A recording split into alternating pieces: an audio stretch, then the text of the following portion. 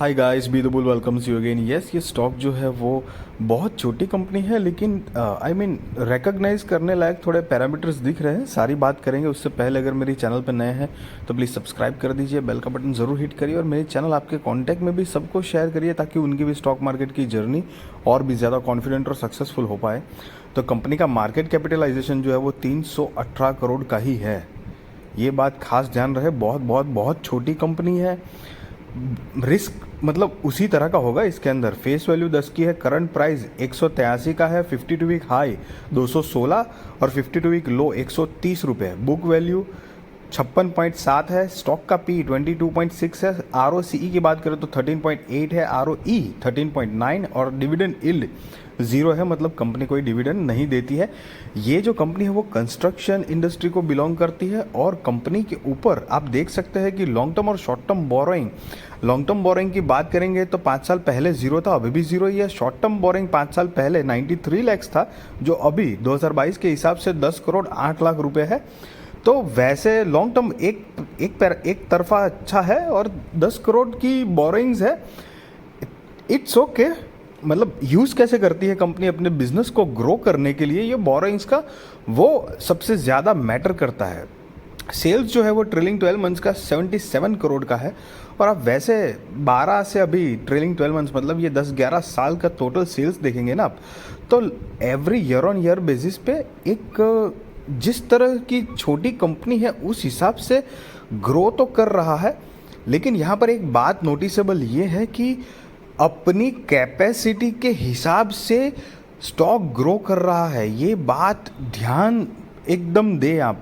और वही चीज़ net profit में भी आपको देखना है कि ट्रेलिंग 12 मंथ्स का नेट प्रॉफिट 14 करोड़ है, उसके एक साल पहले 13 करोड़ था, उसके एक साल पहले भी 14 करोड़, उसके एक साल पहले भी 14 करोड़, फिर 7, 5, 4 ऐसे मतलब सिंगल डिजिट में नेट प्रॉफिट जनरेट करती थी। But the biggest point is company अपने एक होता है ना अंडशंड कुछ भी बिजनेस को एक्सपांड करने के लिए या सेल्स जनरेट करने के लिए एकदम अंधाधुंध कुछ बोरोइंग्स ले ले कंपनी, या फिर इस तरह से नहीं कर दिख रही है। कंपनी मैनेज्ड वे में चल रही है, ये एक बात ऑर्गेनाइज्ड वे से चल रही है, ये बात डेफिनेटली यहाँ पर दिख रही है। शेयर होल्डिंग पैटर्न में भी प्रमोटर्स 68.6% है मार्च 2023 के हिसाब से, और एक भी स्टॉक प्लेज नहीं है, मतलब गिरवी नहीं है, FIDs कोई नहीं है, मतलब 0 है। चलो ऑब्वियस सी बात है, बट प्रमोटर्स अपने हिसाब से बहुत बढ़िया पोजीशन में है। और बाकी बचा जो स्टेक है वो पब्लिक के पास है, मतलब 31.4% मार्च 2023 के हिसाब से पब्लिक के पास है। कंपनी के रिजर्व्स एंड सरप्लस भी देखेंगे तो 5 साल पहले 26 करोड़ 23 लाख के आसपास का टोटल रिजर्व्स था, अभी 75 करोड़ 17 लाख रुपए के आसपास का टोटल रिजर्व्स एंड सरप्लस है। वहीं पर कंपनी की अगर टोटल असेट भी अगर देखेंगे तो 5 साल पहले 47 करोड़ के आसपास टोटल असेट थी, जो कि बढ़कर हो चुकी है 127 करोड़ की टोटल असेट है। यहाँ पर सबसे मुझे जो कंपनी के प्रोफाइल में पैरामीटर्स जो देख रहा हूँ, सबसे बढ़िया बात जो दिख रही है ना, वो एक सारे पैरामीटर्स देखकर एक ऑर्गेनाइज्ड कंपनी लग रही है। मतलब ये एक डेफिनेटली पता चल रहा है कि एक होता है ना, जितनी चद्दर है उतने ही पाँव फैलाओ, उसी तरह से आराम से हम ग्रो करेंगे, हमको कोई जल्दबाजी नहीं है। ये अभी तक के पैरामीटर्स में ज़रूर दिख रहे हैं। कंपनी के प्रॉफिट भले ही कम है, लेकिन रेगुलर बेसिस पे धीरे धीरे करके जनरेट कर रहे हैं। ऐसी कंपनी को अगर कोई अच्छा ब्रेक थ्रू बड़े प्रोजेक्ट्स या ब्रेक इवन मिलता है ना, रफ्तार पकड़ती है, मतलब ज़बरदस्त रफ्तार पकड़ती है। रुद्र अभिषेक एंटरप्राइजेस लिमिटेड, यस, ये सारे डेटा हमने उसी के देखे हैं।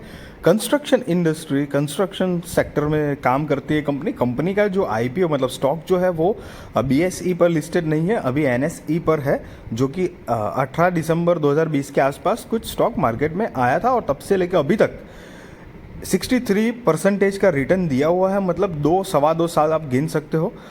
182 रुपये की करंट प्राइस है। देखो कंपनी, ये बात क्लियर कट बताना चाहता हूँ कि कंपनी रिस्की है, बहुत छोटी कंपनी है। अब ऐसे ही कंपनी में थोड़ी मोटी भी अगर गड़बड़ हो जाती है तो तुरंत स्टॉक मतलब पिट भी जाता है और मतलब कंपनी ख़त्म होने के भी चांसेस होते हैं। बट इतने 10-11 साल के जो डेटा है ना, वो डेटा मुझे ऐसा इंडिकेट करते हैं कि ये स्टेबिलिटी है कंपनी में। जो मैंने पहले कहा, जितनी चद्दर उतने पाँव फैलाओ, उस टाइप का धीरे धीरे करके प्रोग्रेस कर रही है। तो आपको फोकस रखना चाहिए। हालांकि मैं आपको बार सेल रिकमेंडेशन नहीं दे रहा हूँ, वो आप अपने रिस्क रिसर्च और फाइनेंशियल एडवाइजर को पूछ कर करना।